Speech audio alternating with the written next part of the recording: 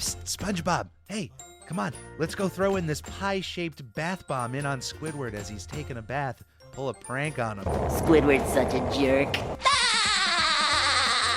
Don't they know I'm busy spoiling myself?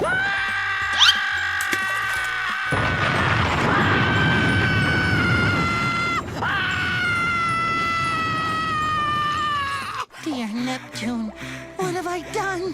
What do you mean? You drove him away.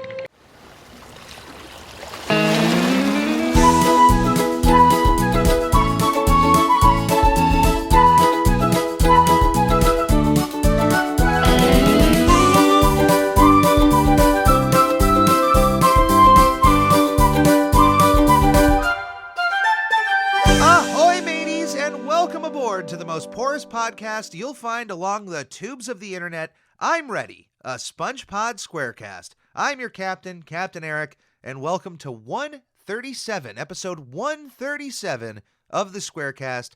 Have you seen this snail? And let me tell you, the last few weeks have been the calm before the storm. If you work in retail in any aspect, it certainly is the prepping before the holiday season. Now, of course, depending on where you work in the retail sector, October can be an exciting time or not so exciting with the amount of Halloween shenanigans coming through your doors. But I embrace that stuff. I love the Halloween season. October is my favorite month, beyond it being my birthday month, and we'll get to that later in the month. But this is an exciting time. But man, let me tell you, certain episodes like this really go deep under the skin and get right to your heart and tug at those heartstrings like Stu is at his guitar playing Gary Come Home. I think a key word in regards to the longevity of SpongeBob and just how beloved the character is by his fan base, even those of us daring enough to make a podcast about him, is relatability. Think of how much you have related to SpongeBob over your life. Maybe when you were younger, you may have related to some of the troubles he went through, like the procrastination on homework or going to school in general, dealing with bullies, doing a bunch of geeky stuff with your best friends, hanging out on Saturdays, board games, camping, karate, whatever you can think of, juggling work and school life as you got older. SpongeBob pretty much was always there to be relatable even when you started driving. If you're a fan of SpongeBob, you can't tell me that the second you went to driving school, you didn't really think of Mrs. Puffs at any point in time or think about any of the troubles SpongeBob went through, or maybe you thought about keeping an AirPod in your ear and having somebody feed you all the driving instructions, just like in the episode with Patrick. Pat the sponge. Testing. Testing. Testing, testing, testing, testing, testing, testing, testing. Testing! Ah! Test! And even beyond the examples I gave, you can certainly find other episodes throughout the show that have relatable moments for you personally. And even when you get older, when you reach peak adulthood, you start looking at Squidward in a completely different way.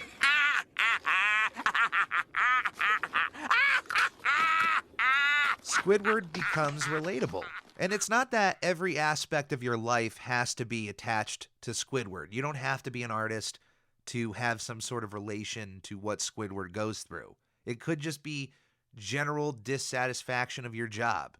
It could be a neighbor or a coworker that you just find incredibly annoying and you keep that to yourself. Or if you are an artist out there of any kind, doesn't have to be necessarily paint, could be music. You could be making podcasts out there. To me, that would be a form of art. You're creating something. You're making something. Music, painting, podcasts.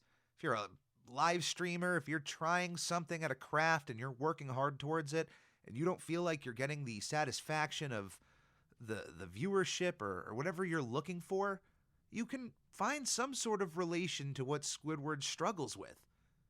He himself is someone constantly trying to move forward in his craft, in life, wanting to, of course, gain success. He wants that end result of fame and fortune and being wealthy and being well renowned for his art. But, you know, he is trying hard towards that. It's just getting that lucky break. It's that lucky part, that luck that we're all striving for. That is relatable. And I bring up all of this talk about relatability because this episode, at its core, is one episode that has to be the most relatable from person to person. How many people out there have owned a pet, loved a pet, and then one day that pet was no longer with you? That general feeling of loss of a loved part of your family can be shared from person to person, and of course there are varying degrees of how that loss occurs, but certainly we all, at least who have owned a pet and loved a pet, can bring up those emotions of that experience and how it felt to have another best friend in your life, another fur baby, as some people call it, but just however you had that animal a part of your life. And certainly there's always going to be a last moment with them, and however that occurs can be a wide variety of emotions. But before we enter that door of the wide variety, that general waiting room of emotion, we're all there. We've all felt that. I may have never lost an animal like SpongeBob did in this episode, where my animal just completely left home. I certainly know of friends and family members who have had that happen to and have seen firsthand what kind of emotions that can bring and the stress that can have. I do have one story associated with a day or so of losing a pet. We'll talk about Trouble the cat later, and she came with that name, and other than this one experience, doesn't really have any reason to be called Trouble, but we'll get to that later on in the episode. But I do have two animals who more or less were taken away from me without much that I could do. When I was younger, I had a rabbit that both my mom and I adored, but at some point she felt that we just were unable to take care of him to his fullest extent and ended up giving him up for adoption to another family. Daffy the rabbit would go on to live a very exciting life with his new family, would even become fully potty trained in the house, had his own litter box, which for those of you out there with rabbits, let me tell you, they're very easy to potty train. I have Jake the rabbit here myself, a dwarf rabbit, fully potty trained, has his own little litter box, and that's where he goes and does all his business. So kudos to him. Daffy was absolutely incredible. Fun rabbit to have, but I didn't see it from my mom's perspective at that time, so I, of course, was very hurt by that for a while. But then I grew up and was able to see things from my mom's perspective and just the life of taking care of a pet, completely different outlook on that one. As for my dog Finn, unfortunately through a breakup, he had to be with someone else, and I will tell you, mateys, the pain of that still tugs at these heartstrings pretty hard. As I'm sure many of you out there listening to this know, who have had the love of an animal, who no longer have that animal with them, that love never goes away. And along with that relatability, that love, even though as you might go on in your life, the pain of that loss may get easier to hold on to over time, which, if you think about it, if you go to the gym and you just use one weight size and you're just working out with that one weight, eventually your muscles are going to grow to the point that that weight is not going to feel as strenuous. And it's the same thing with some of that mental weight that we carry over time. Even though that pain will never really go away, it's just we're getting easier at holding on to it. But in that same regard, the love that we have for these animals, for our pets, for our loved ones, that never goes away. That flame of love continues to burn on and will never be extinguished. You'll always have that love. Fire in the hole! Have You Seen This Snail is the 63rd episode of SpongeBob SquarePants, and it first premiered on November 11th, 2005. Our storyboard director is Aaron Springer, who also wrote this alongside our supervising producer, Paul Tibbett. Oh, yeah. Normally, I usually bring up a second half or first half, but this is a two-part episode. This is a SpongeBob SquarePants special, and like with every other SpongeBob special up to this point, we have an involvement of Patchy the Pirate hosting the show in some regard, although this Patchy is not a live-action Patchy. If you have watched this episode on the first 100 episodes DVD set, or ironically, on the Where's Gary DVD itself. I believe this whole introduction with Patchy is completely cut out. But it's not even really an introduction. It's just for you as the viewer, if you have been paying attention up to this point in SpongeBob, anytime you see Patchy the Pirate on the screen, it designates an extra special episode of SpongeBob. Now, they could have easily had a side story of Patchy losing Potty and going out finding him, but to the emotion of the actual episode at hand, it certainly would have detracted from it a little bit. Patchy is there for just comedy.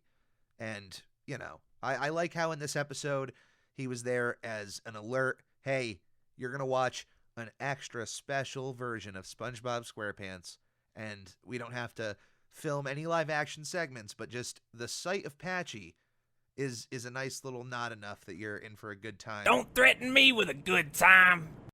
Now, as is the case with most SpongeBob SquarePants half-hour specials, the actual episode at hand is a different title than whatever Nickelodeon wants to promote the episode as. In this case, the episode Have You Seen This Snail was promoted as Where's Gary? Nickelodeon put together an entire campaign about Gary going missing around this one episode, and if you happen to be watching Cartoon Network at the time of this promotion, they had a little fun with this, as once in a while throughout the promotion, a little snail would slide its way onto the screen on Cartoon Network as a little indication that Gary has made his way over to the competition.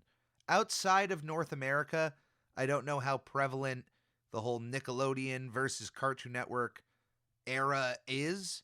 I know that some of these shows on both of the networks air on completely different channels internationally, but as far as within the United States, Nickelodeon versus Cartoon Network was a rivalry that was up there alongside some of the greats like Mario versus Sonic, the Red Sox versus the Yankees.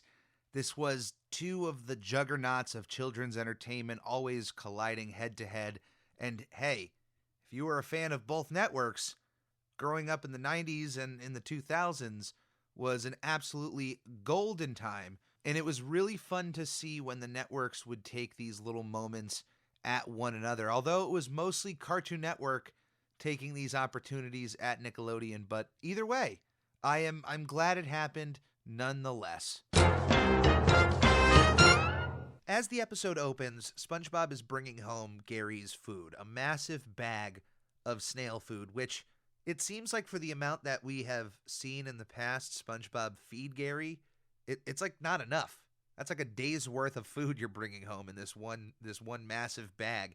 The distractions of Patrick are not enough to deter SpongeBob from his mission of getting this food home and feeding Gary, or at least, getting it home so that he could feed Gary at some point later in the day. Patrick tries to stop him with whatever he has to tell SpongeBob, but he pulls a Batman on Patrick and leaves the conversation right when Patrick turns and comes back to not see SpongeBob there and completely forgets who he was even talking to in the first place. Why does this keep happening to me?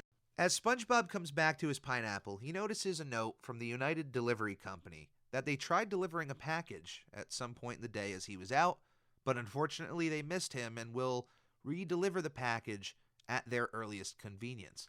As SpongeBob is reading this note, though, he leaves the snail food outside on his front door area. It's not really a stoop,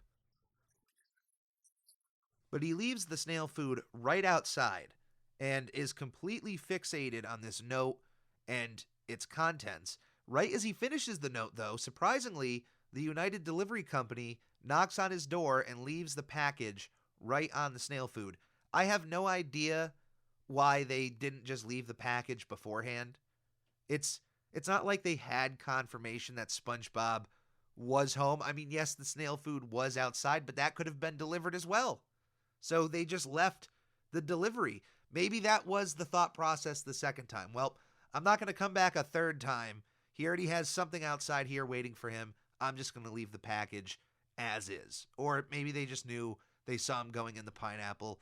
Whatever way, they left the package right on the snail food, and SpongeBob is fixated 100% on this package.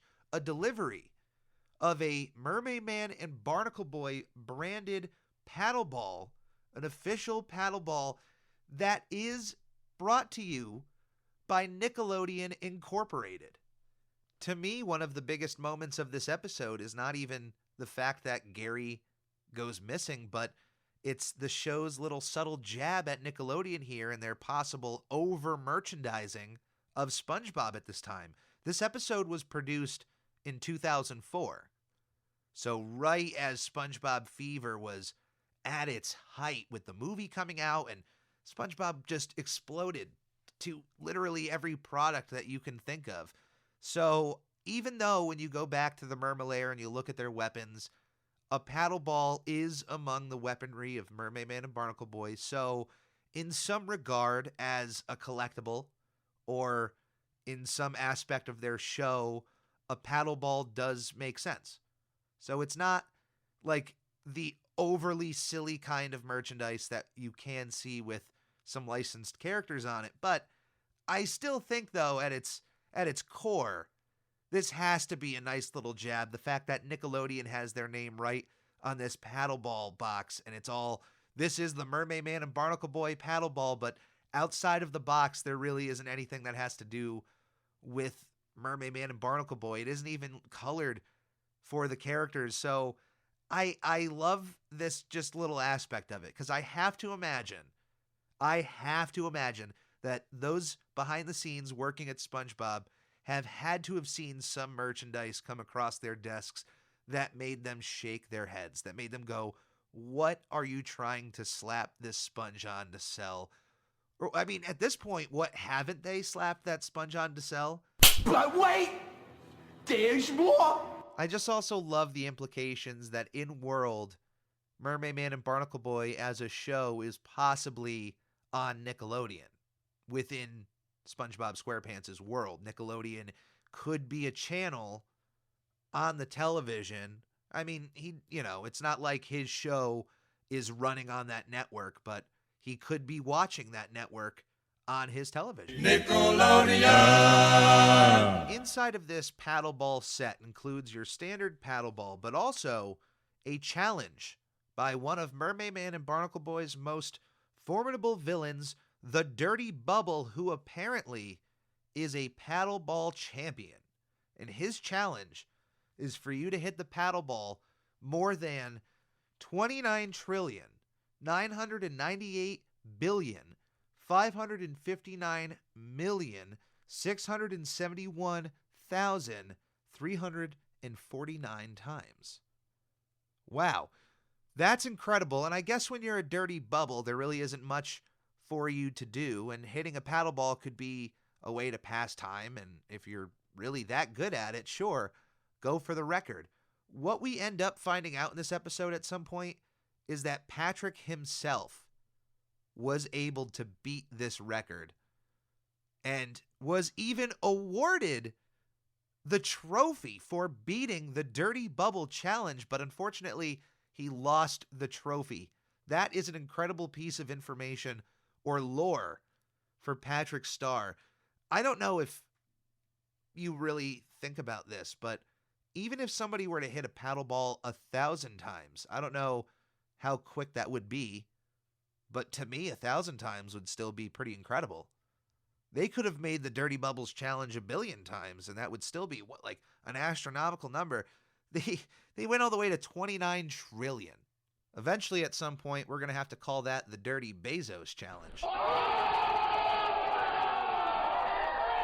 As SpongeBob has taken upon himself to defeat the Dirty Bubble and his paddle ball challenge, Gary's internal clock tells him that it's dinner time. And I got to tell you, animals are incredible with their internal clocks. They literally, and I've seen videos out there, plentiful on YouTube, of animals who just have this innate ability to know to the minute when it's dinner time. They just know exactly. Gary is no different in this regard and goes right to his dinner bowl where it is empty. And he finds himself in the kitchen looking around like, hey, what's going on? What's SpongeBob doing? SpongeBob is busy using his paddle ball, which he's not good at. and is only able to get like a hit or two with the paddle ball before it just falls and he keeps messing up. Gary comes over to him and tries to remind him that it's dinner time, but SpongeBob just pushes him away. Hey, I'm doing something. I'm busy. Let me be. He's hyper focused on this paddle ball. And Gary, of course, wants to eat. He's hungry. But in this moment, he decides, this is it. I'm leaving this house. I'm getting out of here, and I'm going to find a new owner. He does write a note at some point. It's implied in this part because he leaves it in SpongeBob's mailbox for him to find later on. But this one little instance is enough for Gary to leave home. It's bonkers to me. Now, I know later on in the episode we may find more justification to this, but that's later on. This is right now in this moment. SpongeBob may have missed dinner by a couple of minutes, and Gary just flat out gives up. He just leaves Conch Street. He doesn't try to get SpongeBob's attention even more so, throw his bowl at him. He doesn't see the food sitting at the front door. He doesn't try to go to Squidward's house or Patrick's. He just ups and goes to wherever. He doesn't even have a plan as to where he's going. We see this snail leave the pineapple, travel over hills, travel on a creek on a raft. He's on a bus. We're not told where he's going, and then eventually we're seeing that he's just traveling downtown Bikini Bottom, looking for food. He's hungry. He's starving. What was his plan? I used to think Gary was incredibly intelligent until this episode. This really took that moment in the dream episode where you got to see Gary, internally and to see his brain and how it's perceived of that really high intelligent nature. And we've seen Gary do incredible things in the past, and here he is just making a really harsh and terrible judgment call on this situation.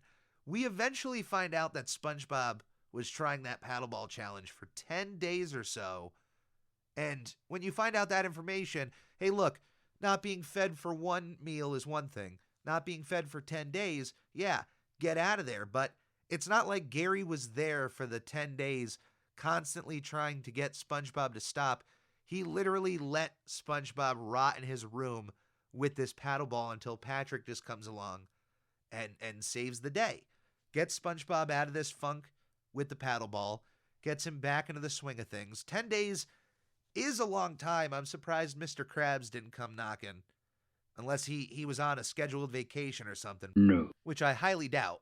But here we are, and it's through this interaction with Patrick that SpongeBob finally realizes, oh wait, I have to feed Gary. He's going back to that internal thought process of what he has to do. He gets Gary's food, it's dusty, he puts it in Gary's bowl, and Gary isn't anywhere to be found. He looks everywhere in the pineapple, and SpongeBob just can't find Gary. He's not coming to the sound of the food shaking, the treats. And one thing I do have to mention about SpongeBob's decor is I love his idea of hanging the salt and pepper shakers from the ceiling. I don't know if that's a thing to keep the salt away from Gary, the snail, because he might be able to crawl up on the table and get into the salt. I don't know if that's a thought process behind it, but it's a part of his decor that I like to point out. But he's looking everywhere for the snail and can't find him. And as we check back in on Gary at this moment in time, he is just in the open wilderness with no direction in sight, but does eventually make his way to downtown Bikini Bottom. In this really seedy part of town, finds himself down a really just creepy looking alley. But in the middle of this alley, a pristine sight sets itself right in front of Gary. A container of nachos with cheese. Nachos. And there's still a few nachos. There's still a lot of cheese in the container. And it feels too good to be true. But as Gary approaches the nachos, out come a few other snails from the shadows. Some creepy looking snails who definitely come off as intimidating. But Gary probably should have just stayed for a second to see what they had to say. Because, hey, they just saw the snail show up who may have liked nachos, another friend for them, and he ran away. That guy doesn't like nachos. What a weirdo. You're a loser! Gary should have stayed in that alley with those other snails because running away from them led him straight to Granny. one of the best one-off antagonists in SpongeBob history, and she's not even really your standard antagonist. We'll get into it as we go on, but Granny is a very loving character voiced beautifully by Amy Poehler, who is best known for her work on Nickelodeon as Bessie Higginbottom on The Mighty Bee, for both behind the scenes and for voicing the character as well. But Amy Poehler just brings so much comedic energy to this character. Now, Granny sees Gary and thinks that he's a different snail of hers, another snail known as Miss Tuftsy. And throughout this entire episode, continually calls Gary Miss Tuftsy to such a funny degree. I love some of the little one-off things she says to her pet, and she clearly has a loving relationship with every snail of hers. She brings Gary home and feeds him and treats him unlike he has ever been treated before. He is a king in this world, or for Granny, a queen, her little Miss Tuftsy. She has Gary on a really comfy looking chair, a heated blanket over him. He's getting fed cookies, all this food. He's in the lap of luxury. And on the other side of things, SpongeBob is just losing it. As mentioned earlier, Gary had written SpongeBob a note and left it in his mailbox, on which SpongeBob would eventually uncover this note. And even though when we get to look at the actual note itself, it has just random looking drawings and markings on it, however Gary could, write out his language, SpongeBob and Patrick are both able to read and understand this note. So for us as the viewer, it looks like gibberish, but to these characters, this is snail writing. This is Gary writing SpongeBob a note, letting him know how disappointed he is that SpongeBob doesn't feed him, and it's just this overly dramatic letter, which, by the way, I know that we are 10 days in to SpongeBob finally realizing that Gary is gone. I get that. But you got to remember, Gary wrote this note because he wasn't fed within 10 minutes or so. And I'm giving him 10 minutes as like worst case scenario. He wasn't fed within 10 minutes and decided he was going to leave home. Wah, wah, wah. I know at this point in the episode, when you have realized that it's been a long time since SpongeBob has started his paddleball regimen and since he was supposed to feed Gary, but Gary is a really dramatic king in this entire situation. He wasn't fed, left home, and is now in a home where he is getting fed pretty much nonstop of all kinds of foods, going from cookies to deviled eggs to meatloaf. This is truly the total opposite of what Gary was going through in that small amount of time that he had to wait for SpongeBob and his paddleballing. This is the exact opposite of that. He went from starving to being fed nonstop. It's almost like his dreams are coming true. SpongeBob tries to go to work, and even though Mr. Krabs and him have a really good relationship, Mr. Krabs is not picking up on any of the distress that SpongeBob is going through. Even when he mentions that Gary ran away from home and that he's going through a rough time, Mr. Krabs just wants him to get back to work. That's the bottom line. And it does hit home because there have been supervisors in my past, and I'm sure some of you out there, managers, bosses, supervisors, who even when it comes to a pet, might not have that same emotional connection and therefore don't really understand when you show up to them and say, hey, I have something important that happened. I might need an extra day off or two. And they certainly don't see it the same way. They see it as, yeah, well, working would be the best thing for you to do right now to get your mind off of things. Put it on work. That is true. That is absolutely true that if you are going through something, in some cases, putting your mind to work, and it doesn't necessarily have to be working for a company, but putting your mind to work in some aspect would help put your mind at ease in some regard. So Mr. Krabs isn't really wrong here in this situation. I just think he should know SpongeBob's connection with Gary a little bit more, see the seriousness of it, and maybe even help out. And ironically, he does in a way by trying to push SpongeBob to get back to fry cooking. But through his speech, he is able to get the message to SpongeBob that it's hard work that's going to help his situation out. And it is. Instead of just looking around the house and then crawling over to work, SpongeBob needs to hit the ground running and put in some effort to let Gary know, wherever he may be, that he's not only sorry, but it's time for Gary to come home.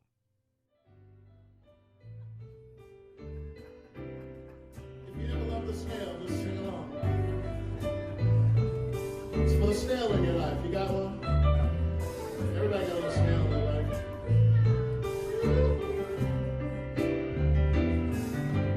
Gary, now I know I was wrong. I messed up, and now you're gone.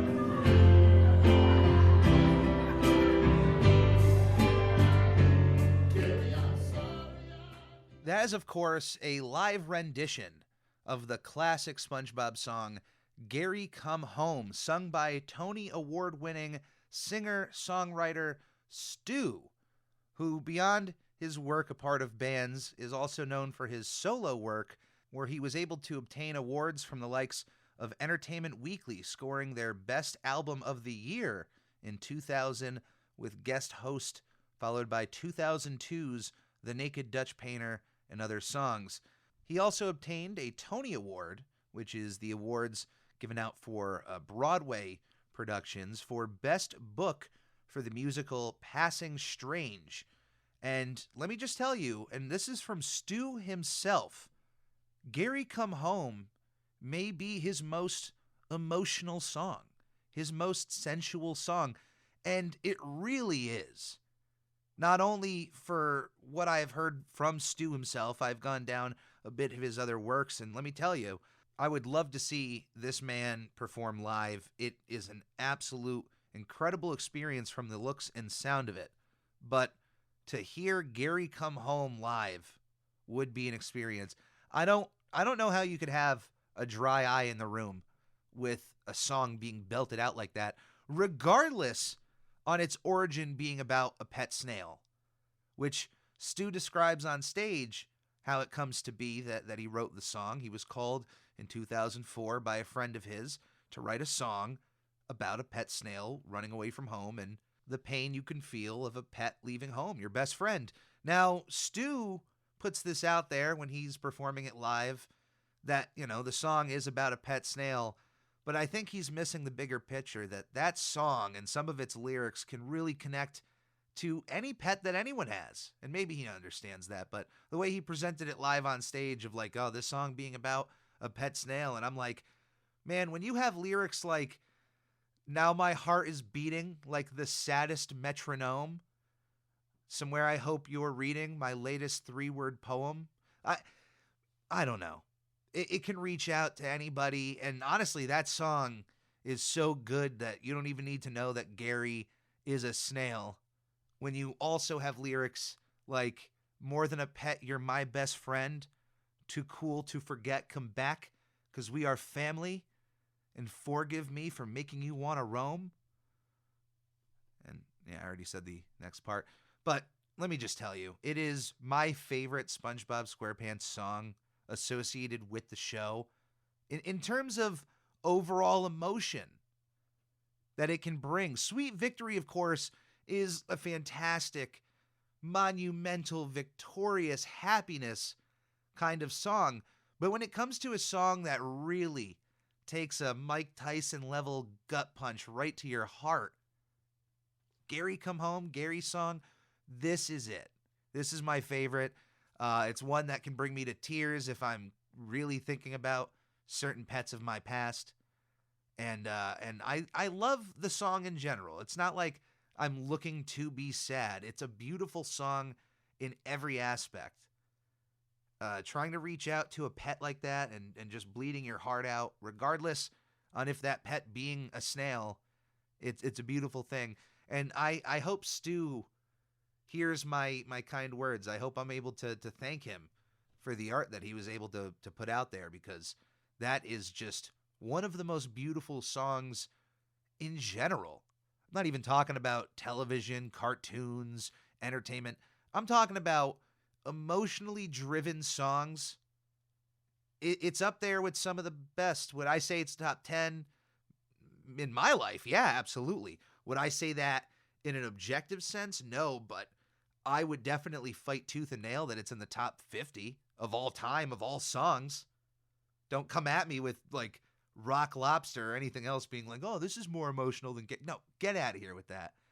I don't even know why I thought about Rock Lobster, but I was like, what song could somebody try to come up with me and argue that it's an emotional ride? It is an emotional ride, all right? Rock Lobster is in the top 50, but Gary's song is higher than that. Hey, Rock Lobster! At this point in the story, I do think it's appropriate for me to give you the quick tale of Trouble the cat and the story of what happened in the 12 or so hours that I thought an animal just ran away from my home and was never to be seen again. So this story does start out with a sad part to it. Now, my mom has always loved having pets, and even though at one point in time we were unable to take care of a rabbit, as soon as she was able to care for pets, we were opening up the doors to dogs, cats, and then whatever I was having in my room, a guinea pig or whatnot. So at some point, we had Chowder the dog, and yes, he was, at least from my end, named after the cartoon character Chowder. And nothing can go wrong. Oh no, it all went wrong. When I saw his picture in this text message and was asked for possible names of this dog, I just started sending texts of every name I could think of, and I was going down possible, Cartoon Network names after the possible Nickelodeon ones, and it's not calling the dog Danny Phantom or being so on the nose. It has to be subtle. It has to be a good dog name on its own, and then also that secondary meaning is kind of fun there. And of course, for those listening, yeah, that's where Finn and Jake eventually came from, but it's not all Cartoon Network. I don't know how that worked out, but it didn't really mean to be so. And also, to be fair, Finn, I also connected to the wrestler Finn Balor, and at the time, and the reason that I even came up with that name, is I had just seen Star Wars The Force Awakens like a day or two earlier. So Finn was just a name that was in my head that I blurted out. So it wasn't even to just continually pull from Cartoon Network, but that's how it's happened. And to be honest, since we're talking about this, since I had Finn the dog, Jake the rabbit, I once had a fish tank with a bunch of little small catfish that just clean up the bottom of your tank and a betta, and eventually I had Princess Bubblegum, I had Marceline, and I had BMO.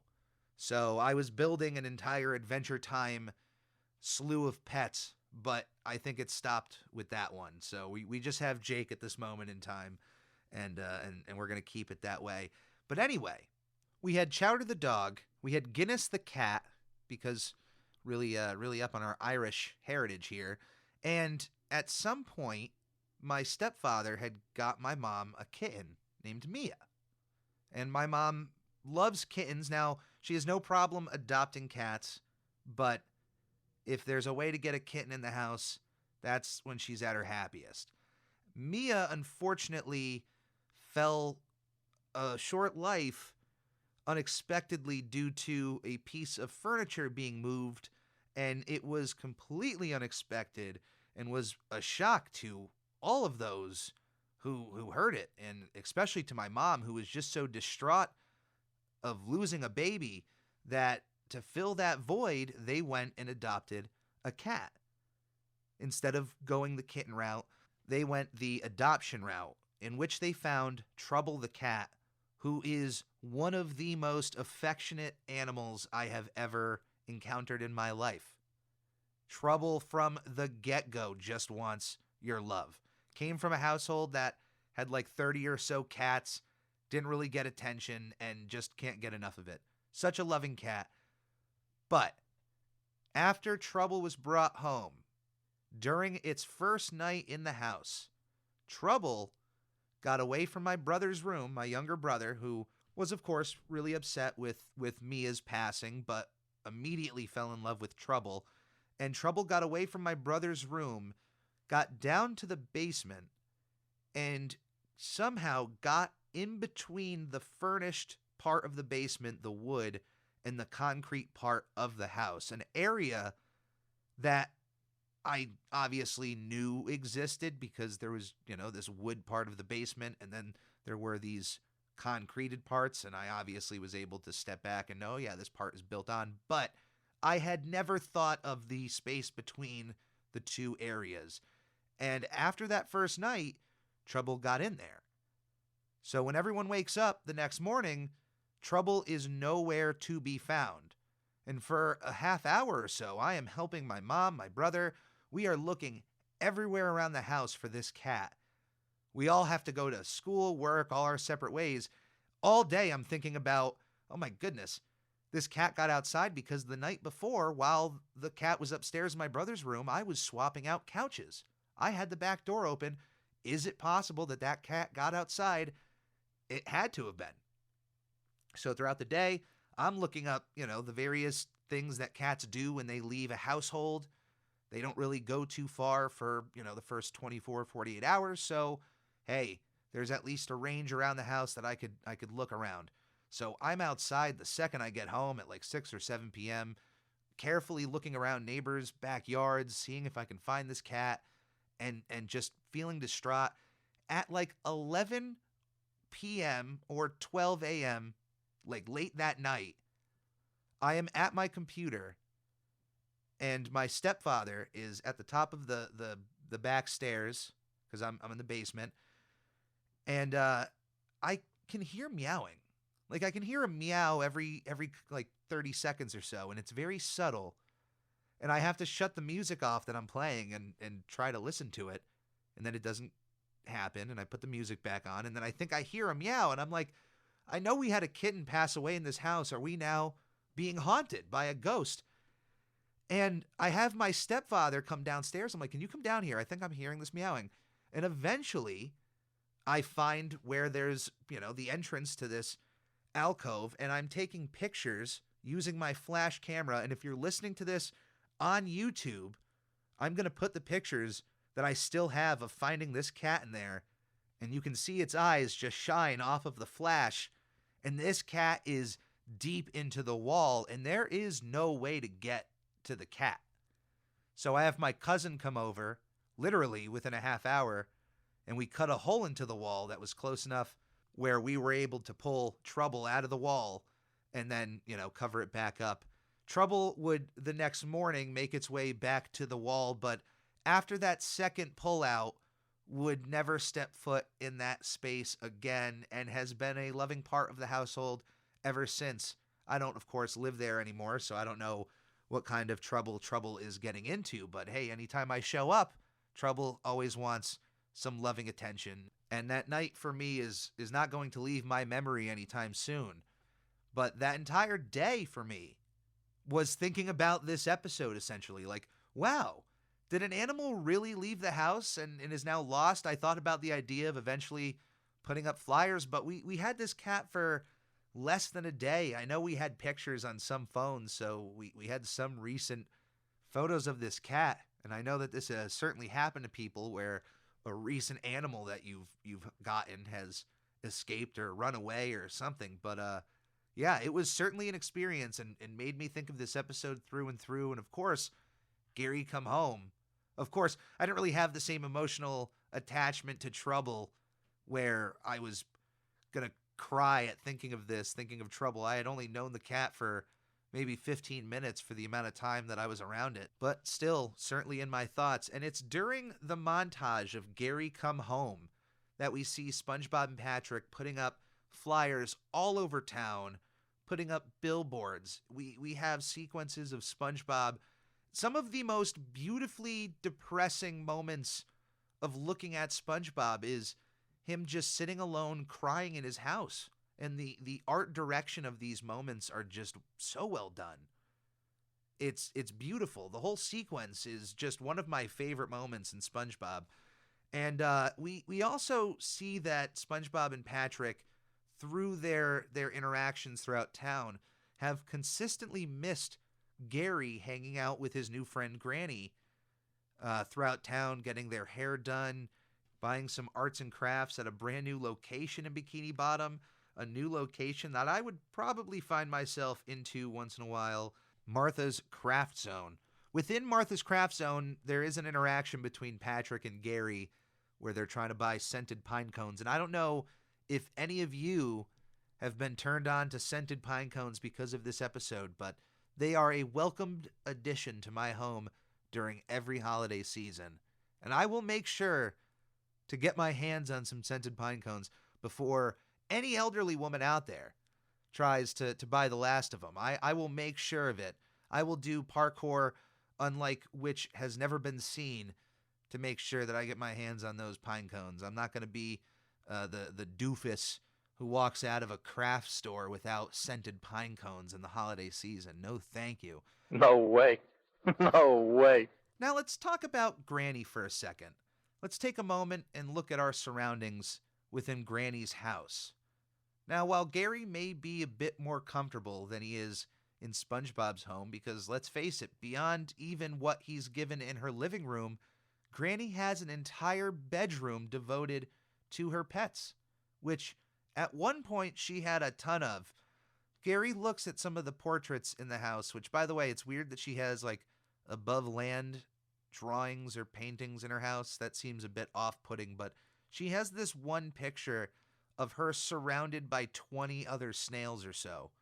And it should be an indication to Gary that something is off. You know, like, where are all these snails? Maybe at one point, yes, she had more, and then she just has Miss Tuftsy. But it just seems a bit weird, where she is accustomed to multiple snails, but now she's only dealing with one at a time. It just feels off. But Gary moves along with it because she is feeding him some of the best food ever. He doesn't have to worry about missing a meal and, oh my goodness, having to go an extra few minutes before just up and leaving your home. But Miss Tuftsy here is, like I said earlier, living in the lap of luxury. But what we end up finding out is as Gary is fed more and more and more, once they come home from this adventure out in the town, we see Gary gain on a bit of girth onto him. He's looking a little bit heavier. And as he goes over to the pile of newspapers in the corner to use the bathroom, Granny drops a whole fresh stack of papers for him to use the bathroom on. A stack of flyers that some heavy-set kid gave to her in town. I don't know if that was just Patrick dumping off a bunch of flyers to Granny like, here you go, and then just running away. Instead of just giving her one, he gave her the entire stack. That to me is really hilarious if you're able to put two and two together there of just Patrick and his mentality. But Gary is now able to see an entire layout of all of the different flyers that SpongeBob made. Let's make something clear here. SpongeBob didn't just make one flyer and copy that flyer and then just make copies upon copies and then post that same thing everywhere. Every single flyer has a different drawing from SpongeBob, a different sentiment for Gary to come home. They are all homemade. The level of effort that SpongeBob is doing here would make Billy Madison stand up and cheer for him. You get off of your buns and you find that snail. Goo! And it works because the second Gary sees those messages, he is able to use his imagination to physically see SpongeBob apologizing, and he loves that. Now, one thing to mention about Gary throughout this episode, I noticed, it really doesn't seem to matter how his life is outside of being fed. You would think that his life is so good with SpongeBob that, you know, this one instance would be not anything worth leaving it for. But Gary just ups and leaves. He just goes.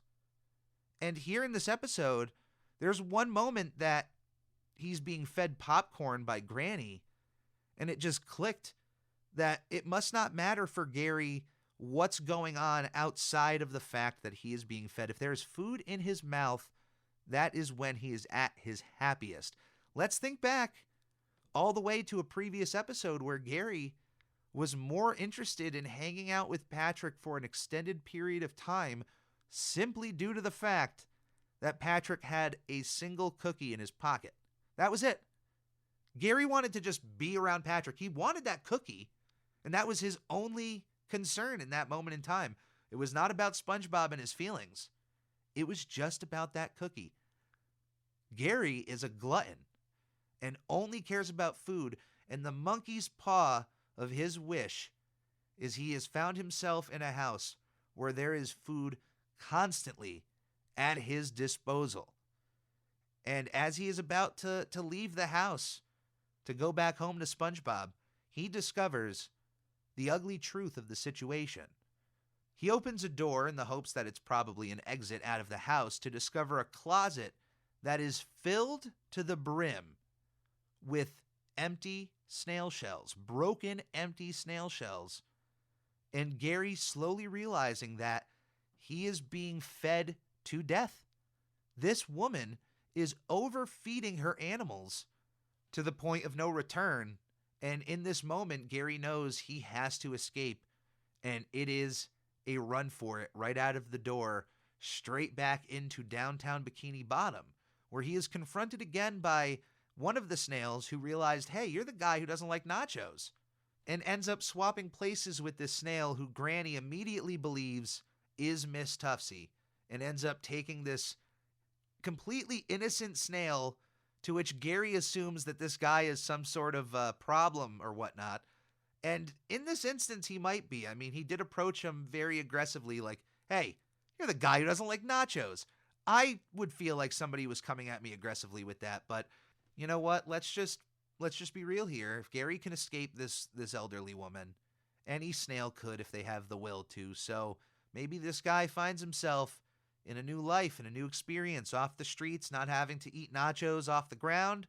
He's being fed as many, goodies as Granny is going to make him, which I love this whole thing of just grandmothers in the SpongeBob universe constantly making food, having that similar aspect to possibly some other grandmothers out there, and also just aspects of her house, so much like a grandmother.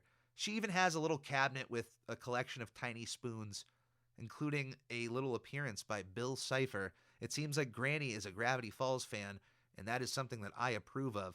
But it's a nice little ending for Granny here. She gets to keep Mrs. Tuftsy, and it's really funny that the snail in question that gets swapped with Gary here looks nothing like Gary. And Gary, from the picture of all the snails that we saw in her house, looks strikingly like what apparently the most standard snail is in the undersea world, because even on a snail truck that we saw earlier in the episode that SpongeBob mistakenly thought was Gary in a window, they have like one standard kind of snail, and then they all kind of go off of that in different variations, and Gary himself just happens to look the most standard.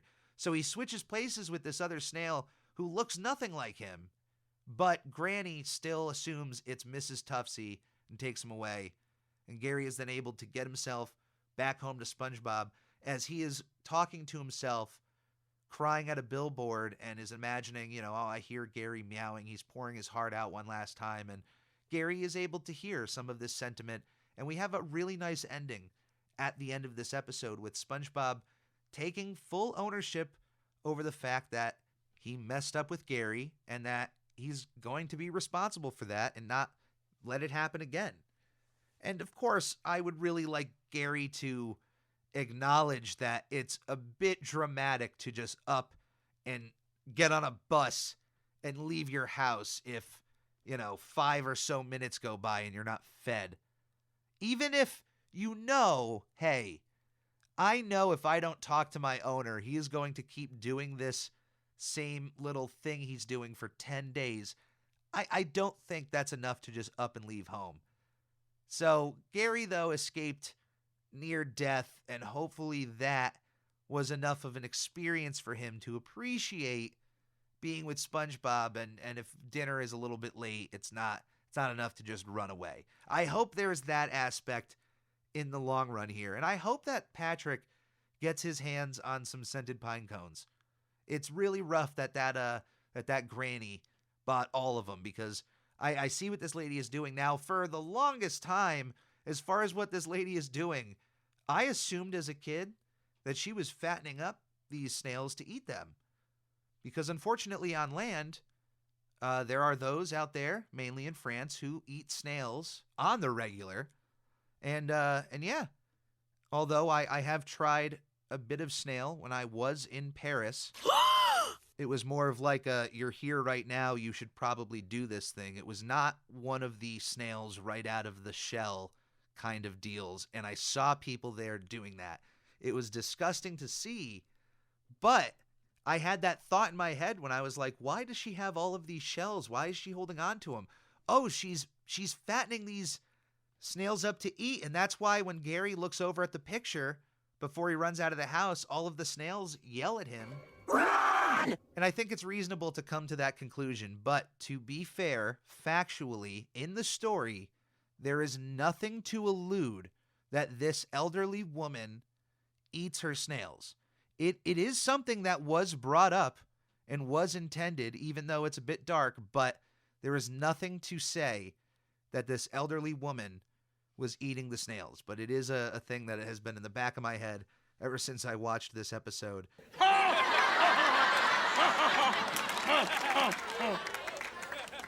If you have ever lost an animal in this fashion where an animal just left your home and was never able to be seen again, my heart bleeds for you. My heart is out there for you if you have ever lost an animal in any regard and you carry that pain with you on a day-to-day basis. Let me tell you, you are not alone in that situation. We are relatable with that emotion, and just keep that with you. You're not alone. It might seem that way because people don't know what you've been through, but you know what you've been through, and I might not, but I have my own experiences and are able to realize that others out there have gone through very similar feelings, emotions. And to that, I hope that is where we find a little bit of relatability between us. And if you have a best friend out there, even if it's your pet, if you have a pal, a homeboy, a rotten soldier, a sweet cheese, a good time boy, let them know what they mean to you. Give them a hug. Give them a call. Don't hide those emotions. Don't ever let it be too late. And with that, mateys, that's going to be our time aboard on this week's episode of the Squarecast. Thank you for all of you who are listening. If you're listening to this podcast at this point and you're hearing my voice, please share this out on Twitter. Please tag me in it. Let me know where you're sharing it. Facebook, Instagram, Twitter. Let people know that Captain Eric exists. Bring more mateys to the ship. They're all appreciated. You can reach Captain Eric at SpongePod Podcast. That's SPONGEPOD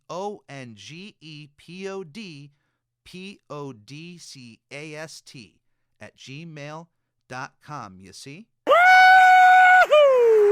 Oh, yeah! Totally off the cuff, and I'm not going to remember how to do that again. You can also follow me on Twitter at I'm Ready Podcast and on Instagram at SpongeBob Podcast. Please check out my Twitch channels, twitch.tv/SpongeBob Podcast and twitch.tv/Captain Eric or The Captain Eric. Both of those are in the podcast description below, along with the Captain Eric YouTube channel, which please, the best way you can support Captain Eric is going to that YouTube channel and hitting that subscribe button. It's really appreciated. And I upload a lot more than just my podcasts up there on the YouTube channel.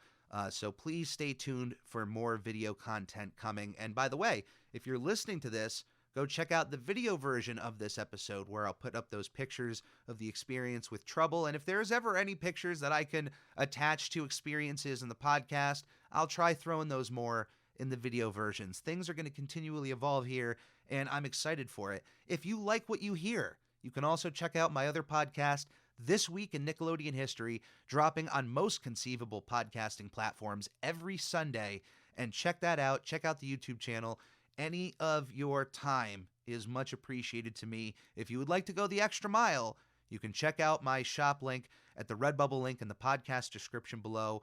Anything that you purchase there, stickers, t-shirts, duvet covers, anything that comes in from my projects, go directly back into my projects And trust me, it's more than appreciated. My heart goes out to you guys. I'm a humble captain. And as always, mateys, be safe, be kind to one another, and come aboard again next week to another episode of I'm Ready, a SpongePod Squarecast. Ahoy, Captain. What have we here?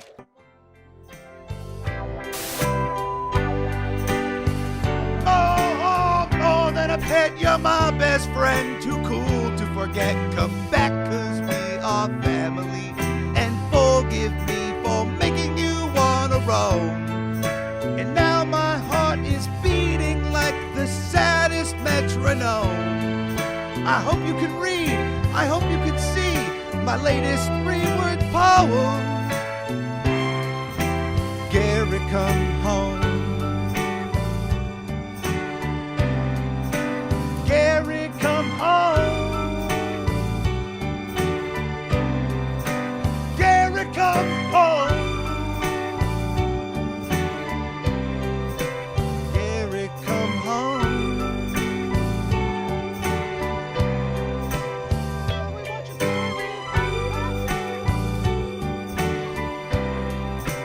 Gary, come home. Gary, don't you come back home now. It's 10 p.m. Do you know where your snail is? Gary, come home.